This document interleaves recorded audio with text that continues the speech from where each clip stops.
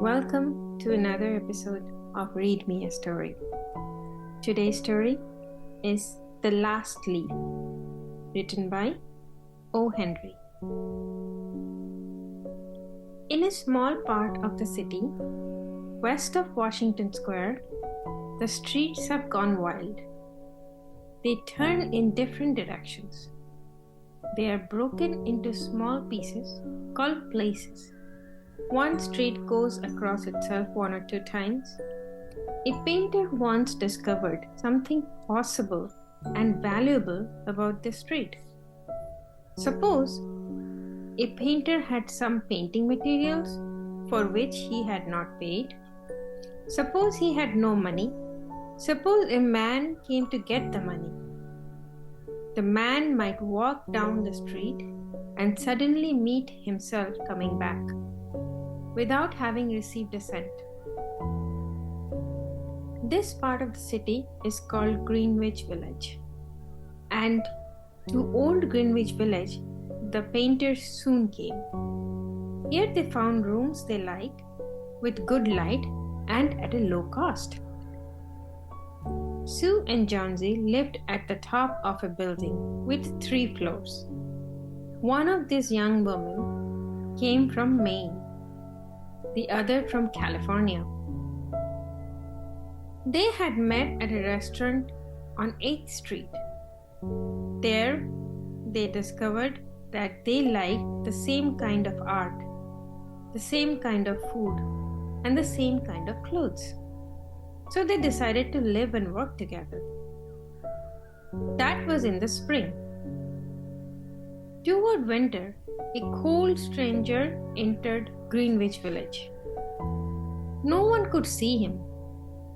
He walked around touching one person here and another there with his icy fingers.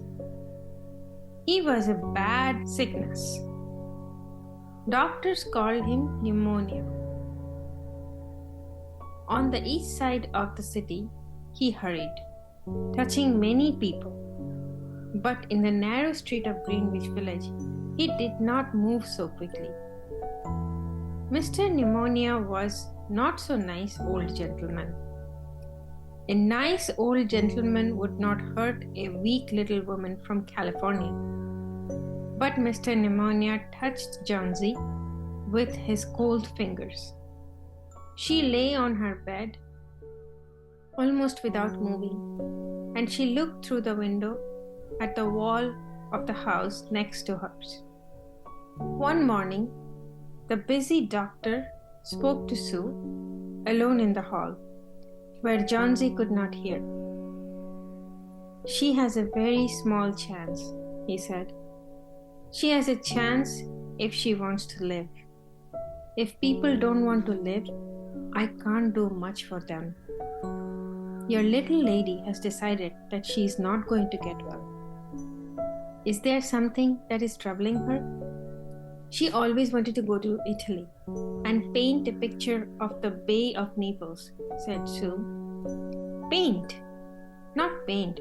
Is there anything worth being troubled about?" "A man?" "A man?" said Sue. "A man is worth..." "No, doctor, there is not a man." "It is weakness," said the doctor. "I will do all I know how to do. But when a sick person begins to feel that he is going to die, half my work is useless. Talk to her about new winter clothes.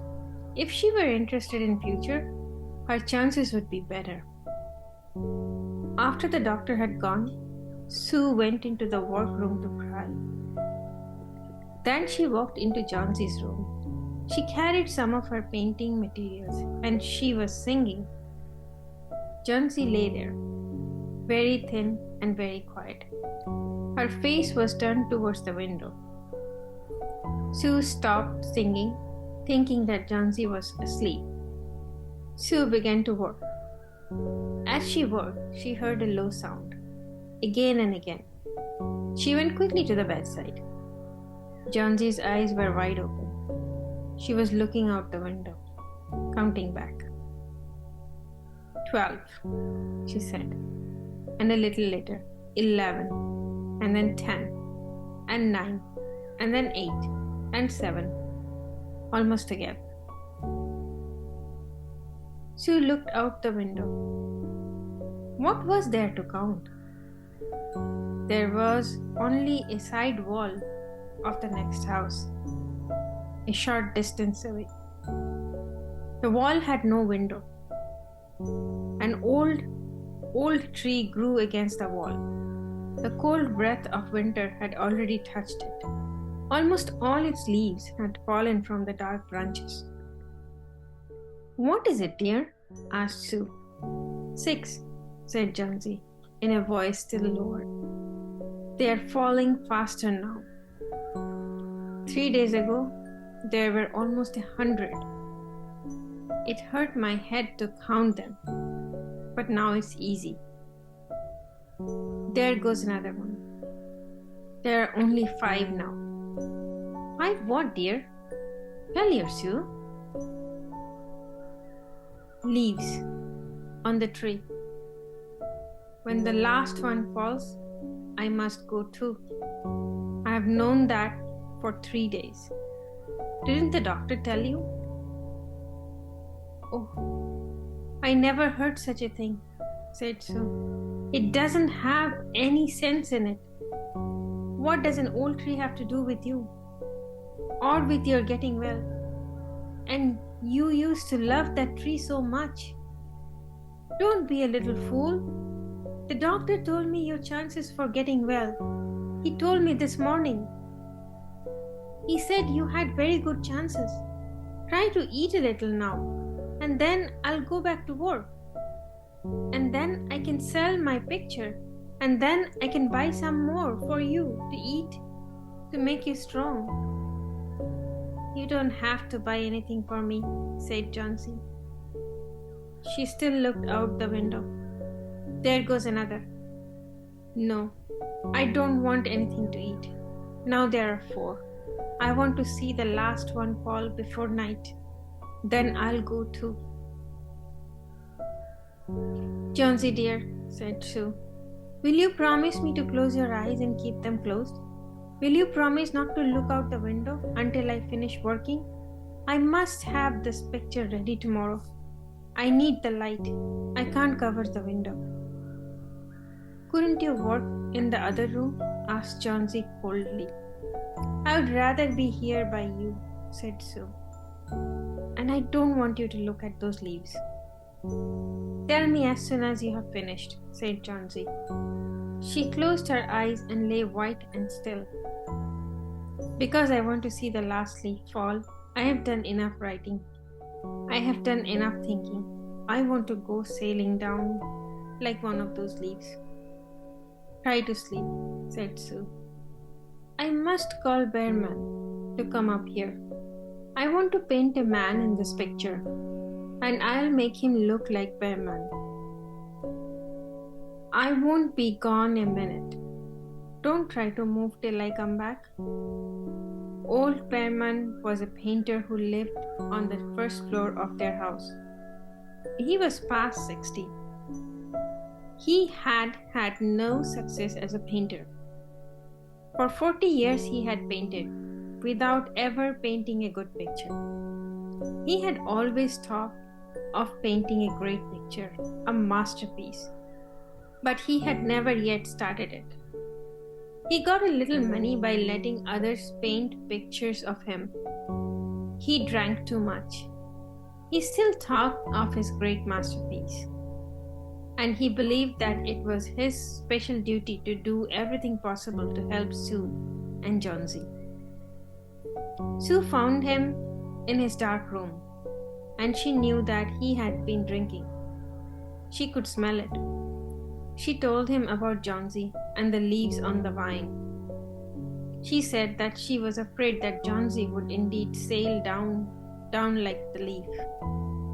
Her hold on the world was growing weaker. Old Bearman shouted his anger over such an idea. "What?" he cried. "Are there such fools? Do people die because leaves drop off a tree? I have not heard of such a thing. No, I will not come up. and sit while you make a picture of me. Why do you allow her to think such a thing? That poor little Johnsy. She is very sick and weak, said Sue. The sickness has put these strange ideas into her mind. Mr. Behrman, if you won't come, you won't. But I don't think you are very nice. This is like a woman, shouted Behrman. Who said I will not come? Go. I'll come with you. For half an hour. I have been trying to say that I will come. God, this is not a place for someone so good as Johnsy to lie sick. Someday I shall paint my masterpiece, and we shall all go away from here. God, yes. Johnsy was sleeping when they went up. Sue covered the window and took Behrman into the other room. There they looked out of the window fearfully at the tree. Then they looked at each other for a moment, without speaking. A cold rain was falling, with a little snow in it too. Behrman sat down and Sue began to paint. She worked through most of the night. In the morning, after an hour's sleep, she went to Johnsy's bedside. Johnsy, with wide open eyes, was looking towards the window. I want to see, she told Sue. Sue took over the cover from the window. But after the beating rain and the wild wind that had not stopped throughout the whole night, there still was one leaf to be seen against the wall. It was the last on the tree. It was still dark green near the branch, but at the edge it was turning yellow with age. There it was, hanging from the branch, nearly 20 feet above the ground. It is the last one, said Johnsy. I thought it would surely fall during the night. I heard the wind. It will fall today, and I shall die at the same time. Dear, dear Johnsy, said Sue, think of me. If you won't think of yourself, what would I do? But Johnsy did not answer. The most lonely thing in the world is a soul when it is preparing to go on its far journey. The ties that held her to friendship and to earth were breaking one by one.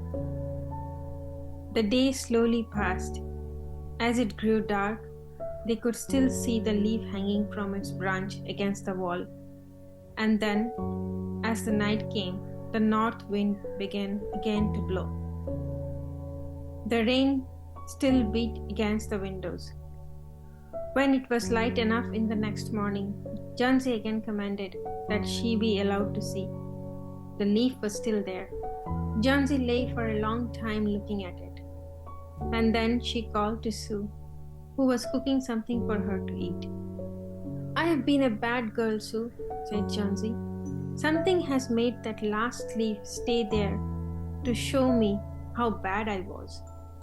It is wrong to want to die. I will try to eat now. But first, bring me a looking glass so that I can see myself. And then I will sit up and watch you cook. An hour later she said, Sue, someday I hope to paint the Bay of Naples. The doctor came in the afternoon. Sue followed him into the hall outside Johnsy's room to talk to him. The chances are good, said the doctor. He took Sue's thin, shaking hand in his. Give her good care, and she will get well. And now I must see another sick patient in this house.